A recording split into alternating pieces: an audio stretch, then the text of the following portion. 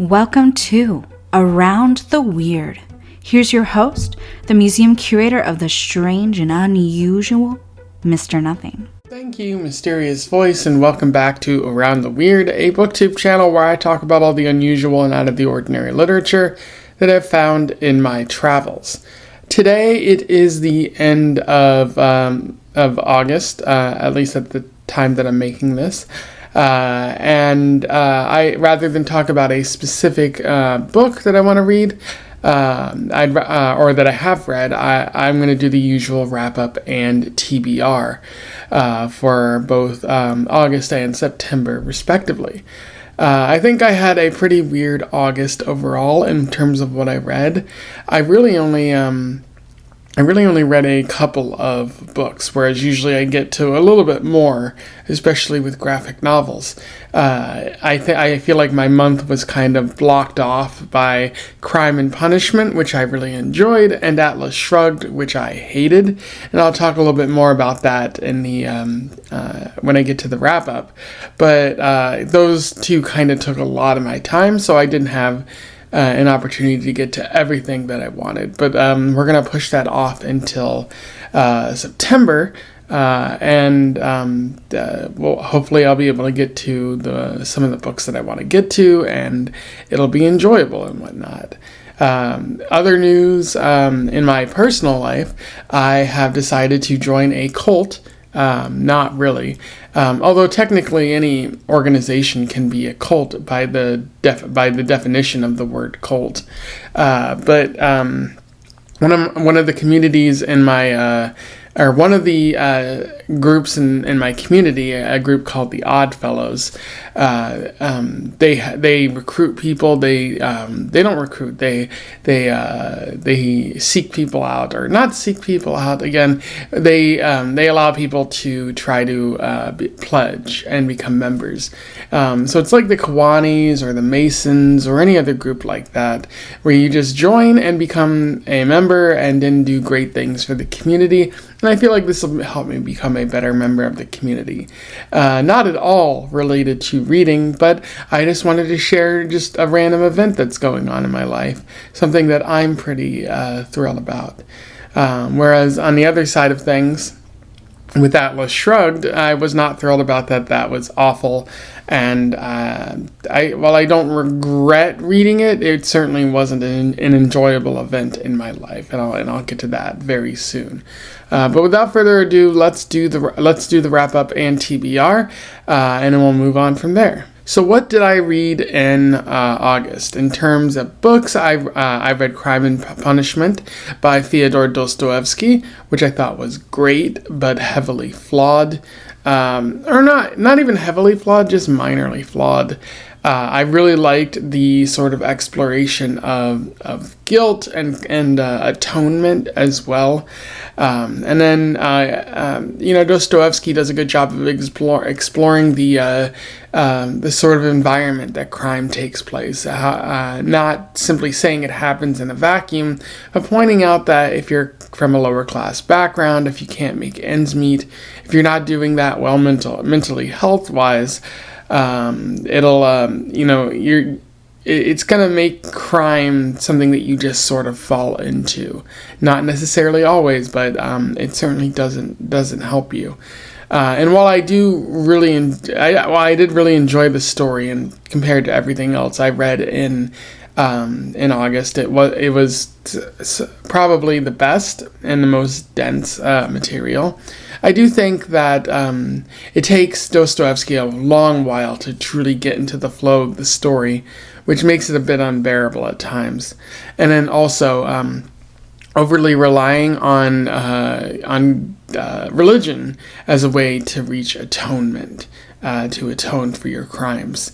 Because I think it's possible to do that without it, and relying on religion kind of brings up a question of like, are you atoning because you are sorry for your crime and you realize the error of your ways, or are you atoning because you're worried about going to hell? There's a big difference between those two things, because one, you're legitimately sorry, and the other one, you're focused more on paradise, on heaven, on what comes afterwards, not really focused on the mortal coil, as it were. And so I don't think you can be actually sorry if you're more focused on God than anything else. Dostoevsky would probably disagree, but I feel like that's just like one small issue in this story. It was pretty good, but very difficult to read. And there's probably a lot more that can be said. Be sure to check out the video I made about it to get a little bit more in detail about it. I also read Atlas Shrugged, which was awful. Probably the worst of the month, one of the worst books that I've ever read for this channel. I knew it was going to be bad going in. Nobody ever has anything great to say about Ayn Rand, and I pretty much expected that it would be bad. But I felt like I had to read it because I've always sort of criticized what Ayn Rand was saying without actually having read her books. And I feel like you can do that, especially if you know what a person is writing about. And she's pretty wears her emotions on her sleeve, and is very she's not subtle at all about what she's writing. She's saying we need to show businessmen respect, and we also need to work for ourselves.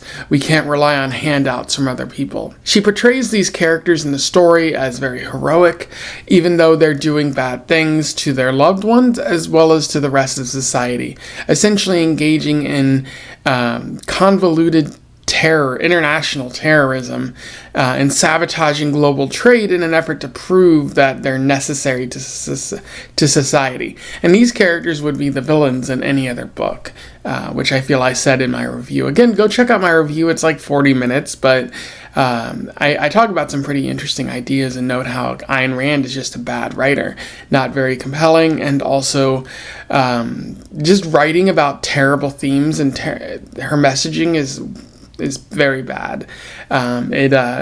It pretty much promotes selfishness and individualism in a time when both of those things are hurting society, at least American society. So, a very bad book. Do not intend to read anything else by Ayn Rand in the future. I also read Adrian Tchaikovsky, his book Dogs of War, which was about a dog that was turned into a super soldier, a bunch of animals that are like that. It's pretty interesting, pretty fun book. I find the narration to be somewhat interesting, given that it's from a dog robot's perspective. There are a lot of interesting ideas, but I do feel that Tchaikovsky kind of rushes through it. Given I also read this after Atlas Shrugged, so it felt a lot better by comparison, which it was still really good. It's probably not one of the best books that I read, but it was still a lot of fun and certainly more enjoyable and less just meandering than Atlas Shrugged. Go check that one out. I also read Flamer by Mike Kirito, which I thought was good, and then Friends Forever, which was a graphic novel by Shannon Hale. I had the unfortunate, it was good, but I had the unfortunate task of reading what I found out to be the third book in a series. And even though it is the third book, it kind of stands alone, but it was still somewhat fun. So I guess I recommend it. I also read a number of short stories during August, including Moxon's Master by Ambrose Bierce. I usually enjoy Ambrose Bierce short stories, and this was no exception. I thought it was the best of the month for short stories, so definitely check that out.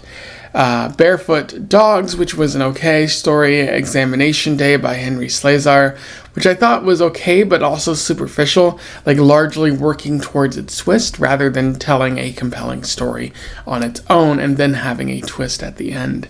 It was not that great. And then Galloping Horses by Zhu Zheixin, which I thought was fine. Not a lot there thematically, but still an interesting short story from a Chinese writer who I don't focus on enough on this channel. And then I read a number of poems for the month of August, which you can find on my Poetry Thursday playlist, so go be sure to check that out if you want some more poetry in your life. But as for my TBR, what do I intend to read for September?